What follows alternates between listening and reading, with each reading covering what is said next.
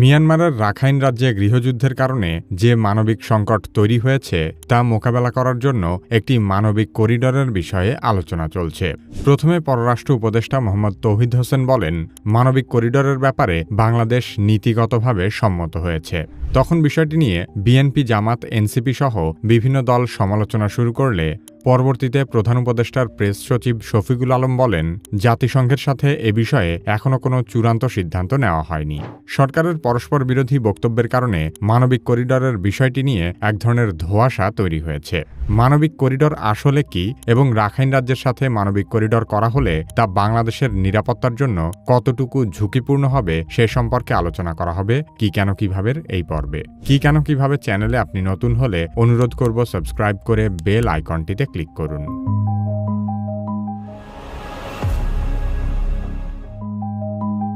Corridor হল একটি নির্দিষ্ট পথ বা রুট যা নির্দিষ্ট উদ্দেশ্যে নিরাপদে ব্যবহার করা হয়। এটি সাধারণত আন্তর্জাতিক বা সংঘাতপূর্ণ এলাকায় বিশেষ চুক্তির মাধ্যমে স্থাপিত হয়। মোটা দাগে করিডরকে 3 ভাগে ভাগ করা যায়, যেমন বাণিজ্যিক করিডর, মানবিক করিডর এবং সামরিক করিডর। দুটি অঞ্চলের মধ্যে অবাধে পণ্য ও বাণিজ্য সরবরাহের জন্য বাণিজ্যিক করিডর নিরাপদ পথ হিসেবে ব্যবহৃত হয়, যেমন চীন-পাকিস্তান অর্থনৈতিক করিডর। কোনো সংঘাতপূর্ণ এলাকায় খাদ্য, ওষুধ বা ত্রাণ পৌঁছানোর জন্য মানবিক করিডর তৈরি করা হয়। সাম্প্রতিক সময়ে সিরিয়া এবং ইউক্রেনের গৃহযুদ্ধে মানবিক করিডর স্থাপনের নজির রয়েছে। অন্যদিকে সামরিক করিডর হল এমন নির্দিষ্ট পথ যা সামরিক বাহিনীর অস্ত্র সরঞ্জাম পরিবহনের জন্য নিরাপদে ব্যবহৃত হয়। যেমন 1990 সালে উপসাগরীয় যুদ্ধে সৌদি আরব থেকে ইরাক ও কুয়েত সীমান্তের সড়কপথগুলো যুক্তরাষ্ট্র সামরিক করিডর হিসেবে ব্যবহার করেছে।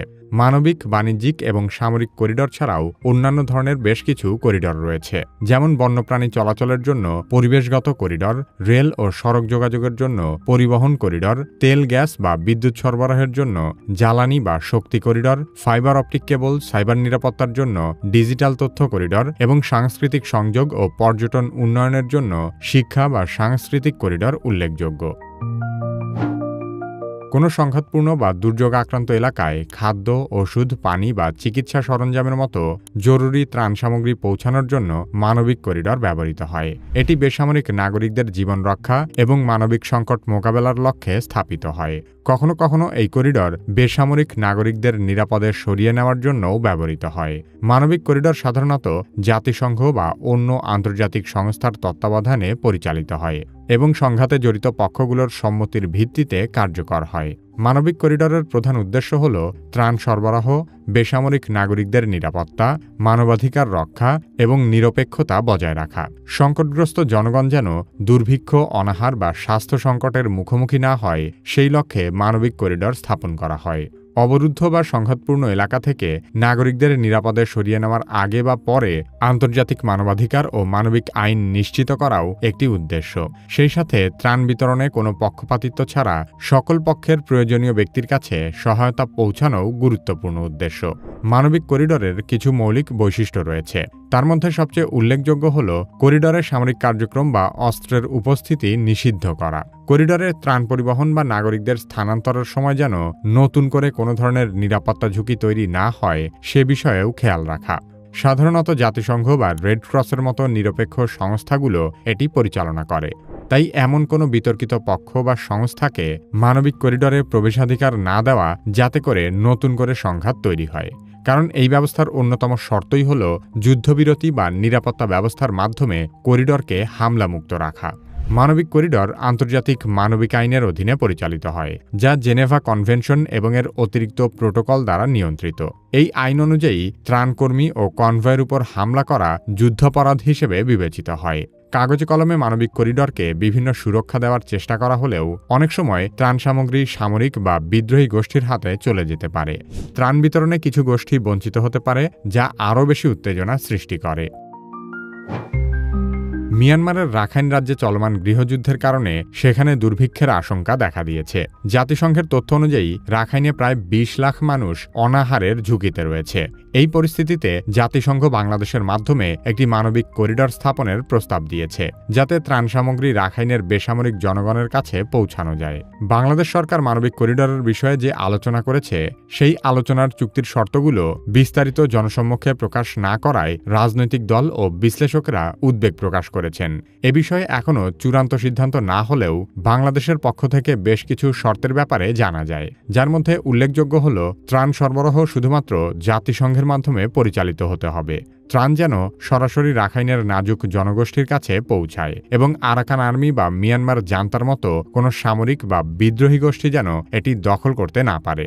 সবচেয়ে গুরুত্বপূর্ণ বিষয় হল করিডর যেন রোহিঙ্গা শরণার্থী সংকটকে আরও জটিল না করে বা বাংলাদেশের নিরাপত্তার ঝুঁকি না বাড়ায়, এবং সকল জাতিগত গোষ্ঠী, বিশেষ করে রোহিঙ্গা, রাখাইন এবং অন্যান্য সংখ্যালঘুদের মধ্যে ন্যায্যভাবে ত্রাণ বিতরণ করতে হবে।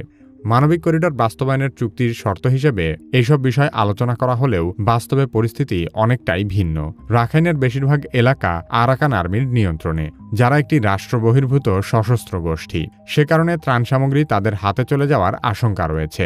করিডরের ফলে নতুন করে রোহিঙ্গা শরণার্থী বাংলাদেশে প্রবেশ করতে পারে। এমনকি বিগত কয়েক মাসে লক্ষাধিক রোহিঙ্গা নতুন করে বাংলাদেশে প্রবেশও করেছে। জাতিসংঘের মাধ্যমে মানবিক করিডর প্রতিষ্ঠার প্রস্তাব মূলত একটি আন্তর্জাতিক কৌশলের অংশ, যার পেছনে যুক্তরাষ্ট্রের বড় ভূমিকা থাকতে পারে। অনেক বিশ্লেষকের মতে এই করিডর ব্যবহার করে যুক্তরাষ্ট্র চায় আরাকান আর্মিকে পরোক্ষভাবে সহায়তা করতে, কারণ চীন ইতোমধ্যেই মিয়ানমারের জান্তা সরকারের সঙ্গে ঘনিষ্ঠ সম্পর্ক গড়ে তুলে রাখাইনকে চীনের বেল্ট অ্যান্ড রোড ইনিশিয়েটিভের অন্তর্ভুক্ত করেছে, যার ফলে চীন এই অঞ্চলে গভীর সমুদ্রবন্দর সহ বিভিন্ন অবকাঠামো নির্মাণ করে বঙ্গোপসাগর সহ ভারত মহাসাগরে প্রভাব বিস্তার করছে। ফলে এখানে সরাসরি নিয়ন্ত্রণ করতে না পারলেও যুক্তরাষ্ট্র এবং তার মিত্ররা রাখাইনে অস্থিতিশীলতা সৃষ্টির মাধ্যমে চীনের প্রভাবকে ভারসাম্যহীন করার চেষ্টা করতে পারে। জাতিসংঘ বা যুক্তরাষ্ট্র চাইলে রাখাইনের সমুদ্রবন্দর ব্যবহার করেও সহায়তা পাঠাতে পারে, কিন্তু তারা করিডর ব্যবহারের পন্থা বেছে নিয়েছে কারণ মানবিক করিডর একটি ছদ্মবেশী কৌশল হতে পারে, যাতে ভবিষ্যতে এখানে পরিস্থিতি আরও জটিল হলে আন্তর্জাতিক মঞ্চে কেউ যেন জাতিসংঘ বা যুক্তরাষ্ট্রকে দায়ী করতে না পারে। উল্টো বাংলাদেশ, ভারত, চীন বা অন্য কোনো পক্ষের উপর যেন দায় চাপানো যায়। জাতিসংঘের নিরপেক্ষতার আড়ালে এই ধরনের আন্তর্জাতিক চালবাজি বিশ্বের যে কোনো সংঘাতপূর্ণ অঞ্চলেই একটি সাধারণ ঘটনা। এভাবেই বিশ্ব রাজনীতির খেলায় মানবিক সাহায্য নামের আড়ালে গভীর কৌশল লুকিয়ে থাকে। বাংলাদেশের জন্য মানবিক করিডর একটি জটিল দ্বিধার জায়গা। একদিকে করিডরের সম্মতি দিলে হয়তো দেশে অস্থিতিশীলতা বাড়তে পারে, আবার অন্যদিকে করিডরে অসম্মতি জানালেও আন্তর্জাতিক মহল বাংলাদেশকে দায়ী করে রোহিঙ্গা সংকটকে আরও ঘোলাটে করতে পারে, যা বাংলাদেশের নিরাপত্তাকে আরও হুমকির মুখে ঠেলে দিবে। রোহিঙ্গা ইস্যুটি এমনিতেই বাংলাদেশের জন্য একটি দীর্ঘমেয়াদী বোঝা ও জাতীয় নিরাপত্তার জন্য বড় চ্যালেঞ্জ।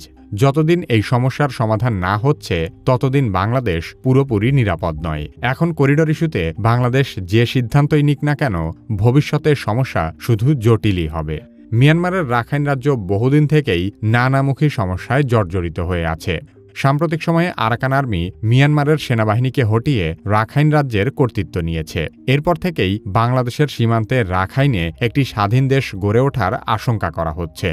আরাকান আর্মি কিভাবে স্বাধীন দেশ গঠনের দ্বারপ্রান্তে পৌঁছালো সে সম্পর্কে জানতে চাইলে কি কেন কিভাবে এই ভিডিওটি দেখতে পারেন।